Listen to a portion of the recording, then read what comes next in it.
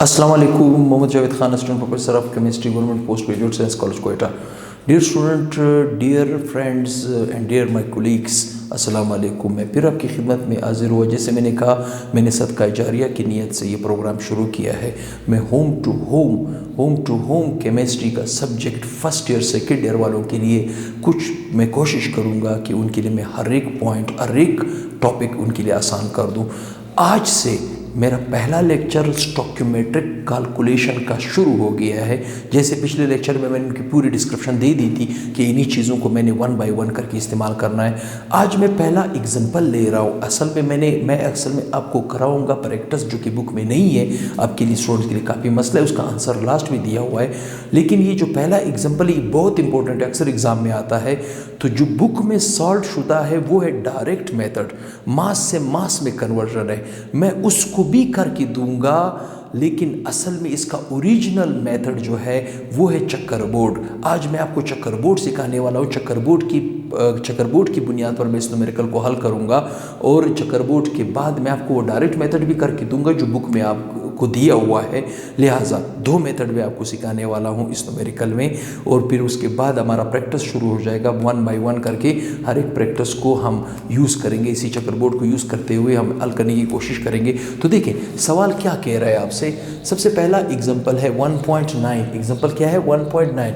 Mass conversion है, मतलब मास से हम मास में जाएंगे। ये डायरेक्ट मेथड है, लेकिन असल में इसे हल किया जाता है एक्चुअली चक्कर बोर्ड की मदद से। कैसे चक्कर बोर्ड की मदद से? जैसे मैंने यहाँ पे इक्वेशन लिखी हुई है, यहाँ पे देखिए, ये देखिए इक्वेशन में लिख चुका हूँ, आपकी आसानी के लिए क्वेश्चन भी लिख चुका हूँ। कैसे? Calculate the mass of quick lime का मतलब है चूने का जो पाउडर है, ठीक है। ये कह रहे कि चूने के पाउडर का क्या निकाले? कैलकुलेट द मास, मतलब मास निकाले। इस इक्वेशन में देखें, ये है चूना, ठीक है, जिसे हम कहते हैं क्विक लाइम। क्या कहते हैं? Quick lime. चूना ये है आपके पास, ये क्या है? सॉलिड। और ये कार्बन डाइऑक्साइड क्या है? गैस। और ये आपके पास ये है सॉलिड। कहने का क्या मतलब है? जब ये कारखाने में सबसे पहले चूना बनता है, चूने का पाउडर बनता है, तो उसे चूने के पत्थर को 2000 डिग्री सेंटीग्रेड, कितना? 2000 डिग्री सेंटीग्रेड दिया जाता है। तो फिर उसके पास चूना बन जाता है और कार्बन डाइऑक्साइड बन जाता है, और मार्केट में आके इसे बेचा जाता है। ये आपसे कह रहे हैं कि calculate the mass of quick lime. आप इसका मास निकालें, मतलब जो मास मांगा जाए। कई दफ़ा मैंने आपको कहा है कि उसे हम क्या कहेंगे? रिक्वायर्ड मास। क्या कहेंगे? रिक्वायर्ड मास, जो कि क्वेश्चन मार्क है, जो कि क्या है? क्वेश्चन मार्क है। कहने का क्या मतलब है कि हमने इसका मास निकालना है। मास हमसे मांगा जा रहा है, जो मांगेगा रिक्वायर्ड मास, जो दिया जाएगा गिवन मास। ये चीज़ें मैं आपको पिछले लेक्चर्स में बता चुका हूँ। जिसने मेरे पिछले लेक्चर नहीं देखे तो काइंडली उन्हें आप देखें। उसके बाद आप इस इक्वेशन की तरफ आए तो आपको इक्वेशन बड़ा मज़ा देगा और बड़े आसानी से आप इसको कर सकोगे। कैसे? That is produce by the thermal decomposition of 200 gram of limestone. मतलब लाइमस्टोन का आपको मास दिया जा रहा है। इसका मतलब क्या है? Given mass. इसका मतलब क्या है? गिवन मास आपको दिया जा रहा है 200 ग्राम। क्या चीज़? 200 ग्राम। कहने का मतलब ये है, इसका गिवन मास आपको दिया जा रहा है और इसका मास आपसे मांग रहा है। इसका मास दिया जा रहा है, इसका मास आपसे मांग रहा है, ठीक। बुक में आपको यही न्यूमेरिकल डायरेक्ट हल करके दिया है। डायरेक्ट का मतलब क्या है? कि मास से डायरेक्ट मास में ले गया है इक्वेशन को, ठीक। मैं आपको ये डायरेक्ट मेथड भी सिखाऊंगा। डायरेक्ट मेथड भी सिखाऊंगा, वो भी आसान है। लेकिन मसला क्या है कि स्टूडेंट डायरेक्ट मेथड में काफ़ी कंफ्यूज हो जाते हैं, ठीक। लिहाजा चक्कर बोर्ड को हम पहले सीखेंगे, उसके बाद डायरेक्ट मेथड की तरफ आएंगे। तो डायरेक्ट मेथड आपके लिए बहुत ही आसान हो जाएगा। इतना आसान हो जाएगा जैसे आप लोग सर्दियों के मौसम में, काफ़ी सर्दी चल रही है कोयटा में इस वक्त, तो सर्दियों के मौसम में जैसे आप हलवा खाते हो इतना मज़ेदार होगा, तो आपके लिए ये डायरेक्ट मेथड भी उतना मज़ेदार हो जाएगा। चक्कर बोर्ड, कैसे हम चक्कर बोर्ड को यूज़ करेंगे? अगर किसी रिएक्टेंट का मास दिया है, रूल ये कहता है सबसे पहले उसे किस में चेंज करो? नंबर ऑफ मोल में। किस में चेंज करो? नंबर ऑफ मोल में, ठीक। और उस मोल को बुनियाद बनाते हुए इसके मोल निकालो।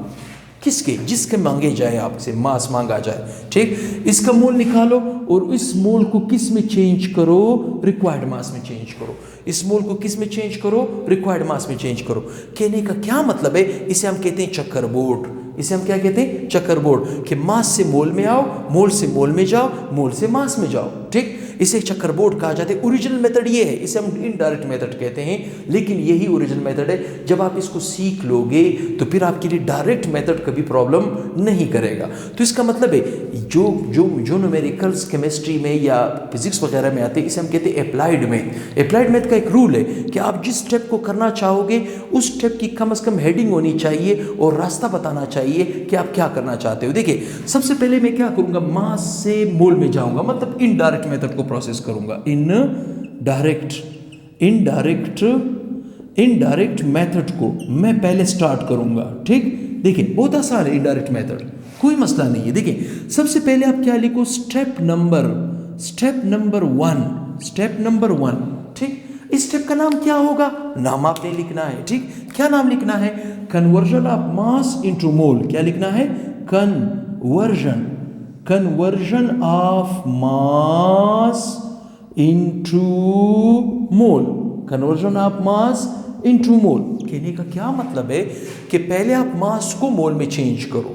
हाँ, एक चीज याद रखें, अगर इसका मास दिया है, इसका मास मांग रहे हैं, तो उसका मास निकालने की कोई जरूरत नहीं है। टू द पॉइंट आंसर आपने देना है। जैसे टू द पॉइंट आंसर का क्या मतलब है, अगर आपसे आपके बाप का नाम कोई पूछे तो वालदा का नाम नहीं बताना है। सेम यहाँ पे भी जो चीज़ आपसे मांगा जाए टू द पॉइंट आंसर देना है। ठीक, मास से मोल में जाए, अच्छा चले, मास से मोल में हम कैसे जाएं, हमें मालूम है, हमें अच्छी तरह मालूम है कि हम मास से जब मोल में जाते हैं तो हम मोल को डिराइव करने का जो पहला फार्मूला मैंने पिछले लेक्चर में सिखाया था वही हम यूज़ करेंगे।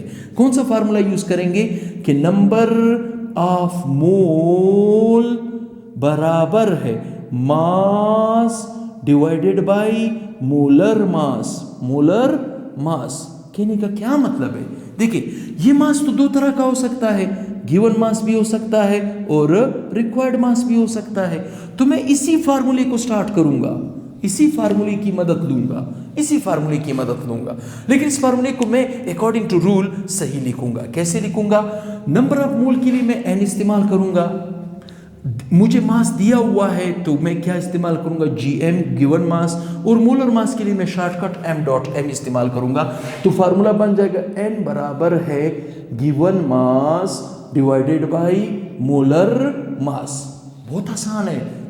देखिए गिवन मास कितना है, 200 ग्राम, तो मैंने इधर लिखा 200 gram divided by, value put कर दे। ठीक, मोलर मास कितना है, क्या इसने मुझे इस न्यूमेरिकल के अंदर कैल्शियम कार्बोनेट का मोलर मास दिया है, नहीं दिया है। लिहाजा हम मोलर मास को आसानी से निकाल सकते हैं। जैसे मैं यहाँ पे मोलर मास निकालने का तरीका फिर सिखाता हूँ, वैसे पिछले लेक्चर में मैं सिखा चुका हूँ मोलर मास निकालने का। यहाँ पे सबसे पहले आप लिखे कैल्शियम, फिर लिखे कार्बन, फिर लिखे ऑक्सीजन। ठीक है, फिर लिखे oxygen.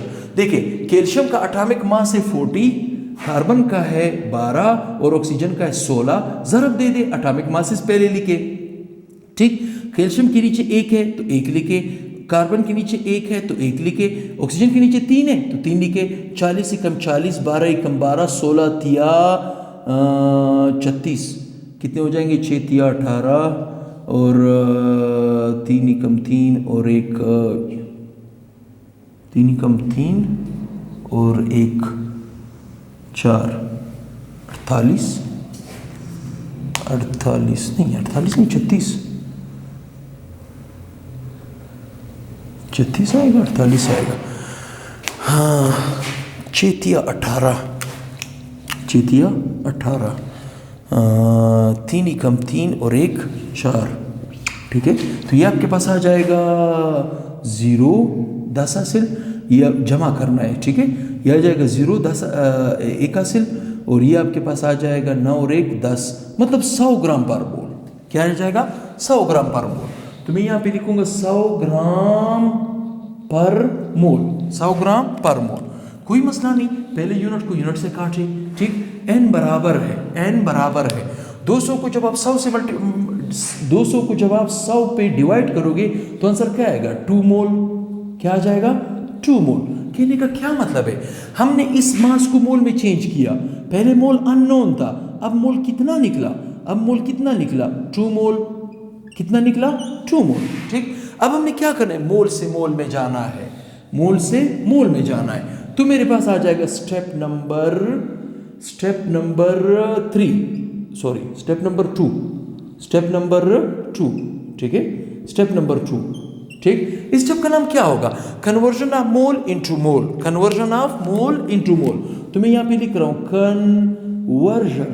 Conversion of mole into mole, conversion of mole into mole, conversion of mole into मोल, मतलब मोल से मोल में। देखिए, अब मास से मोल में आएंगे या मोल से मास में जाएंगे तो पहला फार्मूला यूज करेंगे, लेकिन मोल से मोल में जाएंगे तो फार्मूला नहीं है। हाँ, इकाई का कायदा लेंगे, जिसे हम कहते हैं 1 यूनिट रूल। हम लोग के ज़माने में छठी क्लास में था, आप लोगों के ज़माने में आजकल तीसरी क्लास में आया है कि इतने बंदे हैं तो इतने सेब है, अगर इतने बंदे रह जाए तो कितने सेब बचेंगे। लाइक जैसे मैं भी आपको बताता हूँ, देखिए इसके यहाँ पे कैल्शियम कार्बोनेट से पहले इधर कुछ भी नहीं लिखा है, इसका मतलब है मैं कह सकता हूँ कि 1 मोल। अगर कुछ ना लिखा हो तो मैं इसे क्या लेके चलूँगा? 1 मोल ऑफ कैल्शियम कार्बोनेट बराबर है, ठीक है। देखिए, मुकाबला इन दोनों का चल रहा है, ठीक। कैल्शियम कार्बोनेट की इस तरफ कुछ नहीं लिखा, इसका मतलब है 1 मोल है। वो कैल्शियम ऑक्साइड की उस तरफ भी कुछ नहीं लिखा है, इसका मतलब है वो भी 1 मोल है। तो इसका मतलब है 1 मोल ऑफ कैल्शियम ऑक्साइड। अब गौर से सुने, अगर मोल का रेशियो सेम हो, जैसे ये भी रेशियो 1 है, ये भी 1 है, तो वही मोल डायरेक्ट उधर शिफ्ट हो जाएंगे, आसान है, ठीक। देखिए, अगर 1 मोल कैल्शियम कार्बोनेट का 1 मोल कैल्शियम ऑक्साइड के बराबर है, तो जरा सोचे, इसके अगर मैं 2 मोल कर दूं, इसके मोल में बढ़ा दूं, 2 मोल कर दूं, 2 मोल ऑफ कैल्शियम कार्बोनेट, तो इसके कितने हो जाएंगे? इसके 1 के साथ मैं क्या करूंगा? 2 को जरब दूंगा, 2 मोल ऑफ कैल्शियम ऑक्साइड, ठीक। तो आपके पास आ जाएगा 2 मोल ऑफ कैल्शियम ऑक्साइड। कहने का क्या मतलब है, जब रेशियो सेम हो तो वही मोल डायरेक्ट उधर शिफ्ट हो जाएंगे। तो लिहाजा ये 2 मोल है, तो ये भी आपके पास कितना निकल आएगा? 2 मोल। कितना निकल आएगा? 2 मोल। अब आपके पास आता है स्टेप नंबर 3। कहने का क्या मतलब है, न्यूमेरिकल हल हो चुका है, कोई इशू नहीं है, डरने की कोई बात नहीं, आसान न्यूमेरिकल्स है। मोल से जब आप देखें, गौर से याद रखें, जब आप मास से मोल में आ रहे थे पहला फार्मूला यूज कर रहे थे, जब आप मोल से मास में जाओगे तो भी पहला फार्मूला यूज करोगे। जस्ट उस फार्मूले को रीसेट करना है, रीसेटिंग कैसे होगी? देखिए, हमारे पास जो स्टेप नंबर 3 है, conversion of mole into required mass, तो मैं इधर क्या लिखूंगा? इधर मैं लिखूंगा conversion of mole into required mass, conversion of mole into required mass. मतलब मैंने मोल से कहाँ जाना है? रिक्वायर्ड मास की तरफ जाना है। फार्मूला वही है जो पहला फार्मूला था, ठीक। पहला फार्मूला क्या था? फार्मूला था N बराबर है mass divided by molar mass, ठीक। फिर मैंने आपको ये कहा था कि मास आपके पास 2 तरह का हो सकता है, गिवन भी हो सकता है और रिक्वायर्ड मास भी हो सकता है। इस वक्त तो आपसे मांगा जा रहा है, इसका मतलब है फार्मूले को आप कैसे लिखोगे? फार्मूले को ऐसे लिखोगे, N बराबर है required mass divided by molar mass. ये तो फार्मूला हो जाएगा। कहने का क्या मतलब है? रिक्वायर्ड मास आपसे मांगा जा रहा है, क्वेश्चन मार्क, तो इस मोलर मास का यहाँ पे क्या काम? इस तरफ शिफ्ट कर दें, छोटा सा मैथमेटिक्स यूज होगा, मल्टीप्लाई बाय मोलर मास। अगर इज इक्वल टू की उस तरफ मल्टीप्लिकेशन के लिए मल्टीप्लाई बाय मोलर मास लिखा है, तो यहाँ पे भी मोलर मास होगा। मोलर मास को काट देगा, इक्वेशन क्या बन जाएगा? Required mass of calcium oxide बराबर है, required mass of calcium oxide बराबर है किस चीज के बराबर है? N ज़रबे मोलर मास, N ज़रबे मोलर मास। N क्या है? 2 मोल। N कितना दिया है? 2 मोल। मोलर मास, क्या इसने मुझे मोलर मास दिया है? नहीं। तो मोलर मास तो हम निकाल सकते हैं, मोलर मास तो ना हमारे लिए कोई इशू था ना कोई इशू बनेगा। देखिए, किस चीज, कौन से कंपाउंड का? कैल्शियम ऑक्साइड का। तो इसमें कैल्शियम लिख लें, ऑक्सीजन लिख लें। कैल्शियम का 40, ऑक्सीजन का 16, मल्टीप्लाई करें, एक एटम में 1 से मल्टीप्लाई करें 40 आ जाएगा, एक एटम में 1 से मल्टीप्लाई करेंगे 16 आ जाएगा, ये 6 आ जाएगा, ये 5 आ जाएगा, ग्राम पर मोल।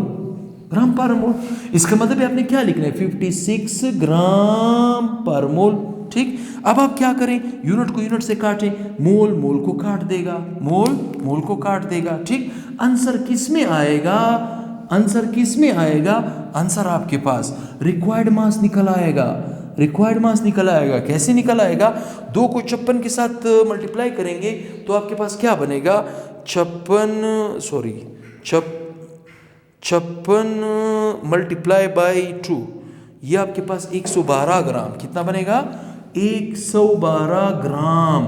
ये आपका मास निकला 112 ग्राम। कितना? 112 ग्राम। यही तो आपसे मांगा जा रहा था, यही तो आपसे मांगा जा रहा था। उसने कैल्शियम कार्बोनेट का तो नहीं मांगा। अब देखिए, मैंने इनडायरेक्ट मेथड से कितना मास उसका हासिल किया? 12 ग्राम।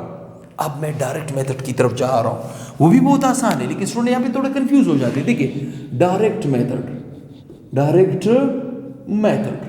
ठीक, डायरेक्ट मेथड बहुत आसान है। ठीक, अब मैं रेड पेन से एक सेंटेंस लिखूंगा, वो सिर्फ आपको समझाने की नियत से, वो इस पार्ट का हिस्सा नहीं होगा, मैं उसको बाद में इरेज कर दूंगा, जस्ट आपके समझाने के लिए। देखिए, कैल्शियम कार्बोनेट से इस तरफ कुछ नहीं लिखा है, कैल्शियम ऑक्साइड की इस तरफ कुछ नहीं लिखा है। अगर कुछ नहीं लिखा है, इस तरफ लेफ्ट साइड पे कुछ नहीं लिखा है, उसका भी लेफ्ट साइड पे कुछ नहीं लिखा है, तो क्या मैं ये कह सकता हूं 1 मोल कैल्शियम कार्बोनेट? कह सकता हूं ना, 1 मोल ऑफ कैल्शियम कार्बोनेट बराबर है 1 मोल ऑफ कैल्शियम ऑक्साइड। कह सकता हूं। ये एक एडिशनल स्टेप है।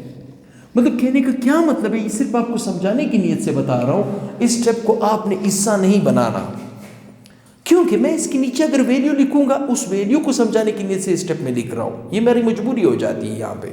ठीक है, मैं स्टेप को इसलिए लिख रहा हूं क्योंकि स्टूडेंट अक्सर, देखिए, मैं अगर आपसे कहूं कैल्शियम कार्बोनेट का मोलर मास कितना था? 100 ग्राम। कैल्शियम ऑक्साइड का मोलर मास कितना है? कैल्शियम ऑक्साइड का 56 ग्राम।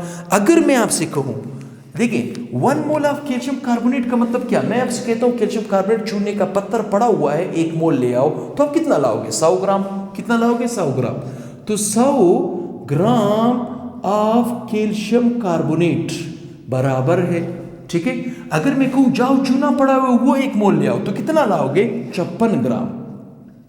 56 ग्राम ऑफ कैल्शियम ऑक्साइड। देखिए, अगर मैं इस स्टेप को पहले लिखता, मैं कहता 100 ग्राम कैल्शियम कार्बोनेट बराबर है 56 ग्राम कैल्शियम ऑक्साइड के, तो आप कंफ्यूज हो जाते कि सर ये 100 ग्राम किधर से आया, ये 56 ग्राम किधर से आया।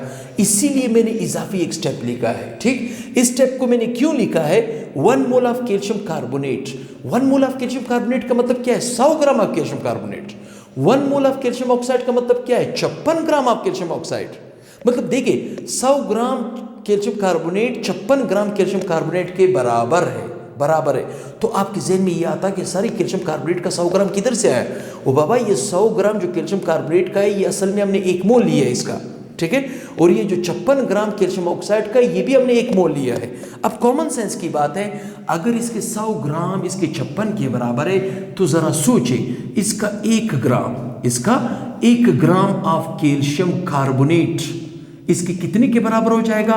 56/100 ग्राम ऑफ कैल्शियम ऑक्साइड हो जाएगा। कहने का क्या मतलब है? देखिए, 100 ग्राम कैल्शियम कार्बोनेट 56 के बराबर है, तो इसका 1 ग्राम कितने के बराबर हो जाएगा? 56/100। ठीक, और न मैं 1 ग्राम की बात कर रहा हूं, ना 100 की। मुझे कैल्शियम कार्बोनेट के कितने ग्राम दिए हैं? 200 ग्राम। तो जरा सोचो, इसके 200 ग्राम कितने? इसके 200 ग्राम ऑफ कैल्शियम कार्बोनेट कितने के बराबर हो जाएंगे? कैल्शियम कार्बोनेट कितने के बराबर हो जाएंगे? 56/100 ज़रबे 200 ग्राम। छोटा सा मैथमेटिक्स है। देखिए, ये सिपर 2 ज़िबर इस 2 सिपर को काट देगा, मतलब 100 गया। इस 2 को इसके साथ मल्टीप्लाई करो, ठीक, तो आपके पास वही 112 ग्राम ऑफ कैल्शियम ऑक्साइड ही आएगा, जिसे हमने चक्करबोर्ड की मदद से इनडायरेक्ट मेथड से निकाला था। तो डायरेक्ट मेथड भी आपके पास ये आएगा। कहने का क्या मतलब है? कहने का ये मतलब है कि इस स्टेप को आपने यूज नहीं करना। ये सिर्फ आपको समझाने की नीयत से मैंने लिखा कि 1 मोल ऑफ कैल्शियम कार्बोनेट का मतलब क्या 100 gram of calcium carbonate, 1 mole of calcium oxide का मतलब क्या 56 ग्राम ऑफ कैल्शियम। एग्जाम में आपने 100 ग्राम ऑफ कैल्शियम कार्बोनेट लिखना है 56 ग्राम के बराबर, ये स्टेप नहीं लिखना है क्योंकि ये तो मोल टू मोल है। असल में हम मास टू मास जा रहे हैं, मतलब इसका मैंने मास लिया, इसका भी मैंने मास लिया, तो इसके मैंने 200 मास लिया, तो 56/100 ज़रबे 200, आपके पास आंसर क्या है 112। ये डायरेक्ट मेथड है।